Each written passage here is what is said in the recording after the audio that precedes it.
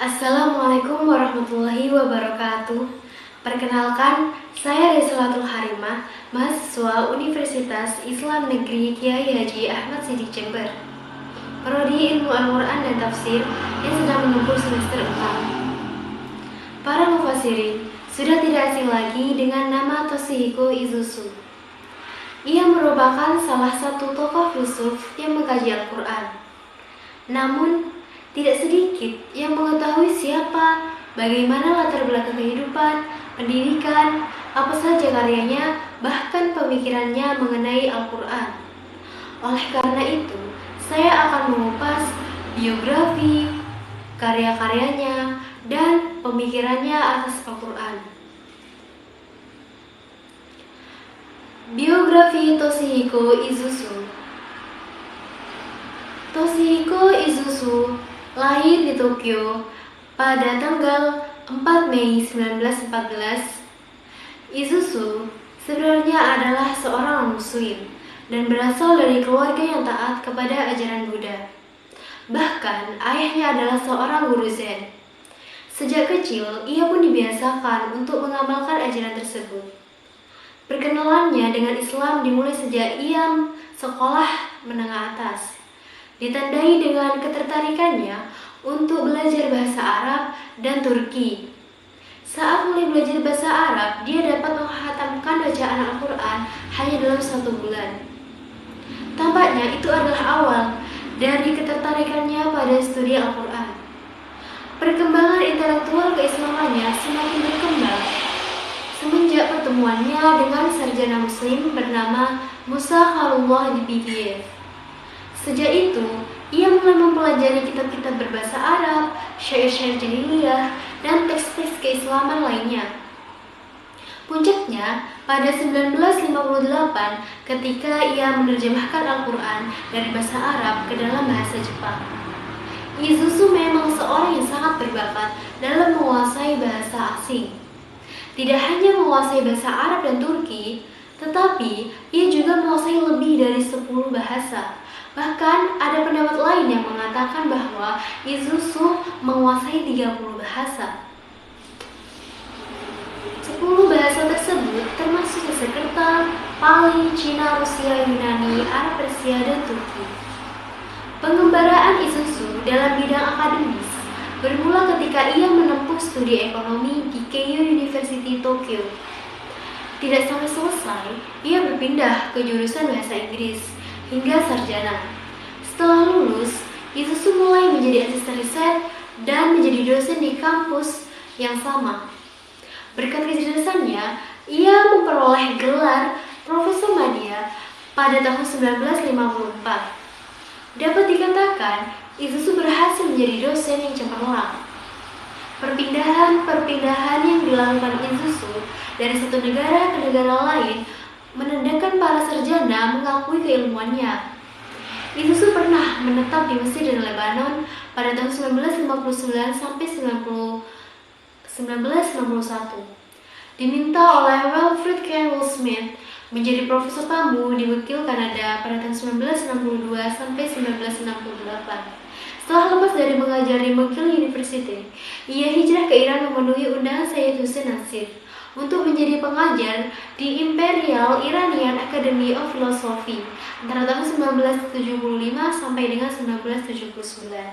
Setelah itu, ia pun kembali ke tanah airnya dan menjadi profesor emeritus di Universitas Keio. Tepat pada 7 Januari 1993, ia meninggal di kediamannya yang berada di kota Kamakura. Karya-karya Toshihiko Izuzu. Sebagai seorang sarjana yang prolifik dan diakui dunia, Toshihiko Izuzu telah menghasilkan tidak kurang dari 120 karya tulis. Ada 4 buku penting karya Izuzu terkait dengan studi Al-Quran yang sangat berpengaruh. Di antaranya adalah yang pertama, The Structure of the Ethical Term in the Quran, a Study in Semantics, Tokyo Keio University, 1959. Yang kedua, Code and Meaning in the Quran, Semantics of the Quranic Melton Song, Tokyo Keio Institute of Cultural and Linguistic Studies, 1964. Kemudian yang ketiga, The Concept of belief in Islamic theology, a semantic analysis of Iman and Islam, Tokyo Keio Institute of Cultural and Linguistic Studies, 1966. Kemudian yang keempat, Ethico-Religious Concepts in the Quran, Montreal McGill University Press, pada tahun 1966, yang merupakan penulisan ulang karyanya yang pertama, yang karena banyaknya hal yang perlu diubah. Kemudian pemikiran Toshihiko Izuzu. Di sini saya akan membahas 3 pemikirannya. Yang pertama, mengenai semantik. Perspektif semantik, Izuzu mengatakan, menurutnya kajian analitik terhadap istilah-istilah kunci suatu bahasa dengan suatu pandangan yang akhirnya sampai pada pengertian konseptual, Weltanschauung atau pandangan dunia, yang menggunakan bahasa itu tidak hanya sebagai alat bicara dan berpikir, tetapi yang lebih penting lagi, pengkonsepan dan penafsiran dunia yang melingkupinya.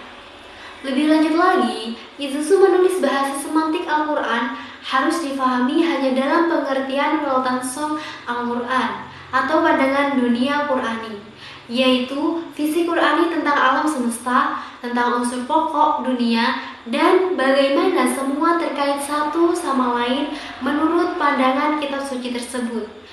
Dalam pengertian ini, Al-Quran semacam ontologi yang konkret, hidup dan dinamik, bukan semacam ontologi sistematik, statis yang dihasilkan seorang filsuf pada tingkat pemikiran metafisik yang abstrak.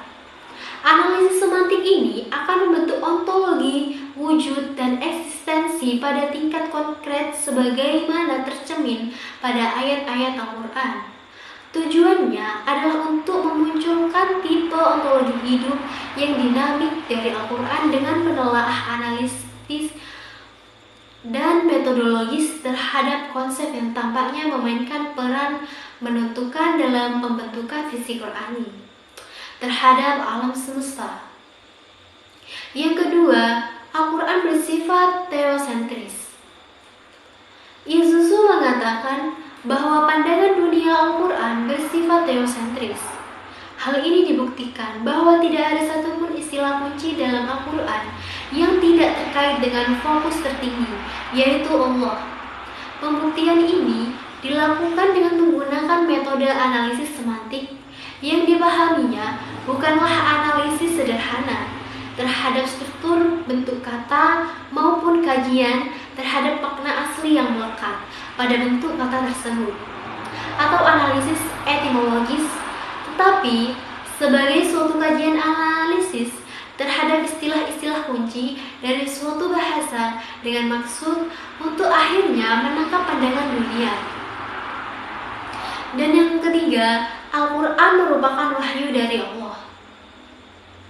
Pandangannya ini sejalan dengan mayoritas umat muslim. Bagi umat muslim, Al-Quran adalah wahyu Allah dan kitab yang berisi pesan-pesannya kepada manusia. Ia adalah kalam Allah yang diwahyukan kepada Nabi Muhammad melalui malaikat Jibril. Izuzu mengurai kajian tentang pewahyuan Al-Quran dengan sudut pandang ilmiah.